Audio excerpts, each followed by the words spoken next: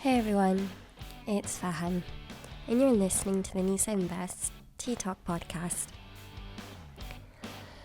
Hope everybody's good, ready to start your Friday. Alhamdulillah, it's Jummah today, and we're here to recreate in podcast form what happened last year at my local mosque Sisters Circle, where a few of us got together and I was able to run a session on all things halal personal finance. Whether it had to do with budgeting, halal investing, pensions, we covered all of it. And at the end of the session, I asked my sisters to leave me with what further questions they had so I could cover them with you in podcast form. So thanks so much for joining me, and let's get started. So welcome back to another episode of the Nisa Invest Tea Talk podcast. Thanks so much for joining me. So in this week's episode, the question that we're tackling asked about taxes, pensions, and then with it also mentioned return on investment. And when I looked at all these three concepts all together, the thing that popped into my head was the idea of how to be tax efficient. And why do I jump straight to tax efficiency from this question is because of how when we think about investing, we know that investing is a way for us to get a return on our money so that we increase the earning potential of our income. Now then, there is the common phrase that says a penny saved is a penny earned. And that kind of just simply points to the fact that it's important to make sure that we are aware of our costs. Now, two silent but deadly costs on our earning potential is taxes and debt.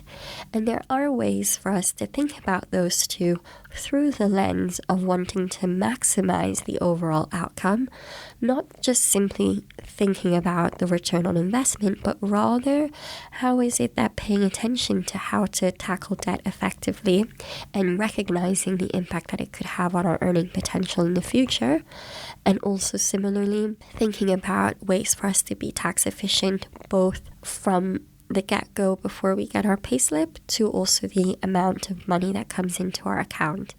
So when I was thinking about this episode, I thought we could tackle firstly student loans and how is it that we could look at them as a drag on our earning potential.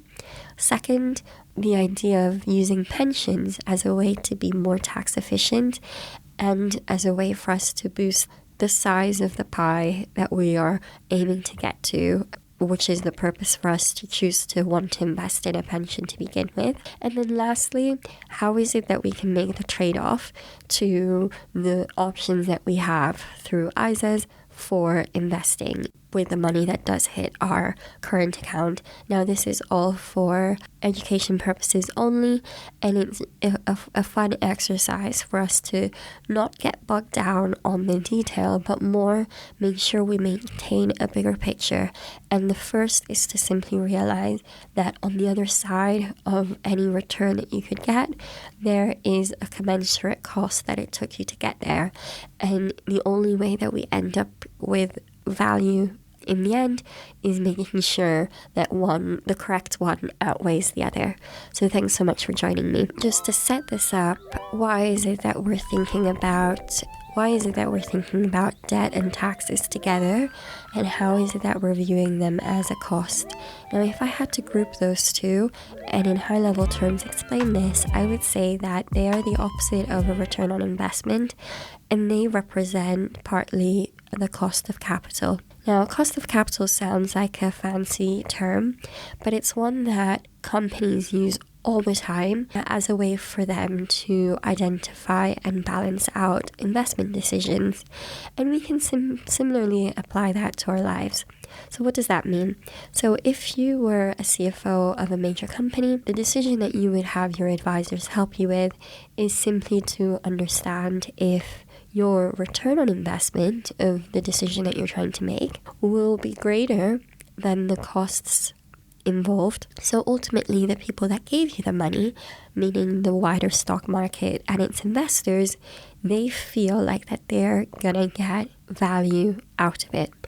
or else they just wouldn't be putting the money in. So if we think about that, when we look at that equation, how does the return on capital match the cost of capital? Those two are a measure of the financial health of a company. So similarly, in our case, when we look at our personal finances, whilst it is important to think about getting yourself to a position where you are able to invest in the long term, you will equally want that any risk and any investment that you choose to make is not eaten away or dragged down or limited by the costs that were involved there.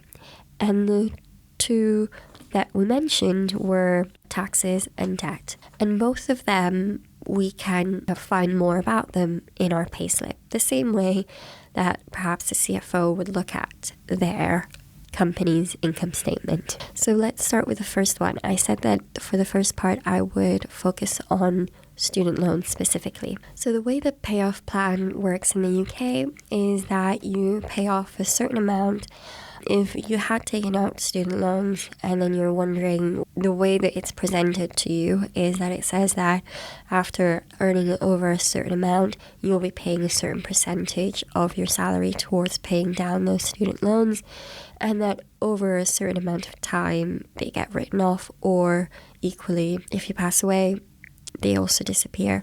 Now, if someone took a step back and just looked at that description, it's, to me, not in any way different to the way someone would describe a tax. So in fact, in some circles, the student loans are simply referred to as the graduate tax, or the tax on graduates. And so when you realize that, you think that actually the way to eliminate those student loans is to think about making a payoff plan with the view getting rid of it entirely, because they end up becoming a drag on your future earning potential, because for each extra pound that didn't go towards your student loans, it's taken away from the money that you could put aside further along in the future. By not getting rid of the student loan, it still is able to increase because of the way that compound interest is also working on the student loan, the same way that compounding returns work on investments. And so that actually helps me tie it together with the second point, which is about the way that we look at income tax as a whole. Now, income tax is what we think about when we think of taxes in general, where over a certain threshold, your taxable income rises as you earn more. Over particular thresholds, you pay a certain percentage of tax of the income that's within that band. So everybody starts off with a tax-free allowance, then you've got your basic rate, then you've got your higher rate, and then you've got your additional rate of tax. So where you fall in those taxable income bands, it's not your whole income being taxed at that amount, but it's just about the actual pound amounts that fit into whichever income tax band we're talking about. So how is it that this is similar to what it was that we were talking about in terms of reducing the cost pressures of the things you invest in? Well, we can enter in the idea of your pension allowance and salary sacrifice. So still focusing on your payslip, a lot of employers, they offer pension plans. The important incentive with those is that any amount that you choose to contribute in addition to the amount that your employer has opted you into, that amount actually goes towards reducing your taxable income. So instead of counting towards a particular tax band, it actually overall keeps you lower in the tax bracket, even though overall you a fixed amount you tax. The amount that you then get taxed on gets reduced because you chose to put some of it into your pension instead. And so if we compare the investments that you make in your pension compared to those that you make outside of your pension, the immediate difference is that one was taxed up front whilst the other one wasn't. And we'll go into more detail on that later when we talk about ISAs, but immediately the thing that will come into your mind when you compare the two is the fact that of course, with pensions, you can't easily take the money out. You have to wait until you reach retirement age. But we're taking a long view here. We're talking about long-term goals. And why is that? Is because with your pension, it's all about when is it that you start to contribute and the percentage of your income that you choose to contribute at that time. Now, still talking about what the regular rules of thumb is on that. The regular rule for pension contribution is the idea that you should be half the age that you currently are. That should be the percentage that then gets total contribution into your pension. So some of that will come from your employer, some of that will come from you, and then some of that will also come from the salary sacrifice amount that you choose to do. So thinking that, for example, if you're 30, how is it that I'm going to be in a position where 15% of my income is going towards my pension? We're talking about your pre-tax income, firstly. And second of all, we're talking about knowing that some of that percentage is actually coming from your employer. And so what you're doing there on top of that is also giving yourself a boost because you are reducing your taxable income too. So if on that extra amount that you were putting towards your pension, you had instead chosen to take it out as post-tax income, at the very least, you're missing out on a 20% tax deduction because the money gets taxed and there you go.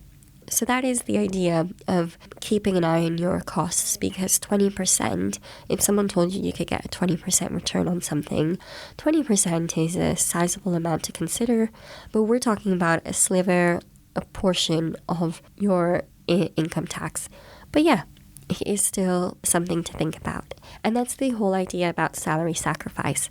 Unfortunately, it sounds like a horrible term because it's saying that you're sacrificing something, but in reality, you're actually saving yourself from a bit of income tax. Now, on top of that, it really depends on your employer, but often employers also include a matching contribution. So the way that works is that for the amount that you choose to put in, your employer then matches it as well. So in terms of your motivations there, in terms of maximizing your returns, you might actually say, you know what, I want to maximize the amount of the match that I get because in theory, that is the description of essentially free money. If your employer says, we're going to match it, we're going to match 2%, you're like, okay, well, it's worth me putting 2% in so that I could get if it's 100% match, you'll get an additional 2%. So in total, you sacrifice 2% on which that you are going to be getting a tax deduction from. And then your employer, on the other hand, is also going to add on top 2%. If you chose to do none of that, you may have put your 2% into your monthly paycheck. It may have gone taxed 20%, and that's what you got. But instead, you're using that 2% to get an additional 2% and have that all be tax-free. Because we're talking about an amount that then gets invested, you're then able to have that growth compound in your pension. Although when you take it out, it will be taxed on the way out. It's a trade-off. It's not about avoiding that. It's just recognizing that you're also giving the opportunity for it to grow tax-free and also the opportunity to benefit from the match as well. This brings me on to the third element of this all, which is how is it that we trade this off with the investments that we're able to make through ISAs. The one that is most comparable to your pension is, of course, the lifetime ISA. And the way that works is that it allows you to contribute £4,000 into a lifetime ISA. And that gives the flexibility of either using that money to buy your first home or alternatively use that as another way to save up in your pension. And in both cases, the government gives a bonus £1,000 for every £4,000 you put in, and the allowance for the year is £4,000. The issue with the lifetime ISA is that it only applies for house prices within a certain threshold. So it will have to be the price of something that is within the amount that you're thinking. If that's the case, then of course the flexibility that the lifetime ISA provides is attractive. Otherwise, it works like any other ISA. So with the lifetime ISA, hopefully we're able to connect it back to pensions in general. It's interesting because when we think about the ways in which people can be tax efficient, I could summarize that in 3 ways when it comes to relating it back to your pension. I mean, all of them happen because you're trying to be tax efficient, but whether they're necessarily related to tax is another question. By doing your salary sacrifice, that's the intention behind that.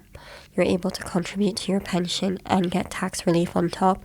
But it could also be motivated by wanting to get the employer match, which is not necessarily tax related. And then on top of that, there is the idea of looking at your lifetime ISA as a way to both top up your pension, or it could be a way for someone to buy a home that's affordable up to a certain level. The benefit of that is that the idea of moving from paying off your student loans and then trying to max out your pension, there are important costs to bear in mind together with investing, and they're all about making sure that you're able to achieve the financial goals that you're after.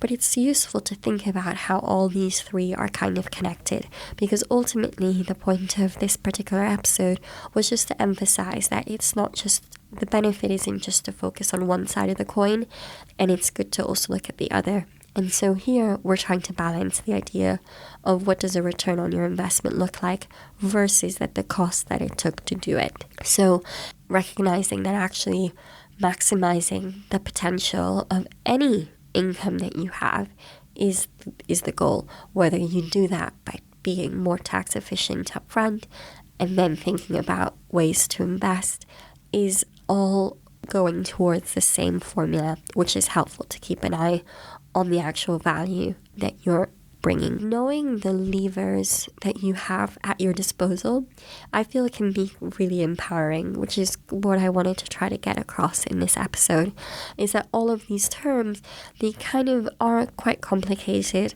but they are really all connected because we're all just simply saying, what is the earning potential of the income that I have?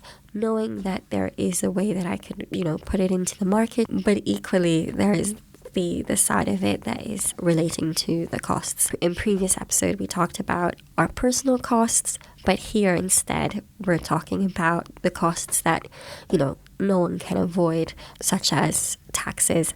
And this, hopefully, I'll conclude here, is a way to sort of be empowered to start to have that conversation with yourself, or getting advice about what is the goal that I'm trying to maximize here, what makes sense, am I focused on the things that need my most urgent attention, are the efforts that I'm making really going as far as they can. So thanks so much for listening to this episode. This has been the Nisa Invest Tea Talk podcast. I will see you next Jummah. Bye for now.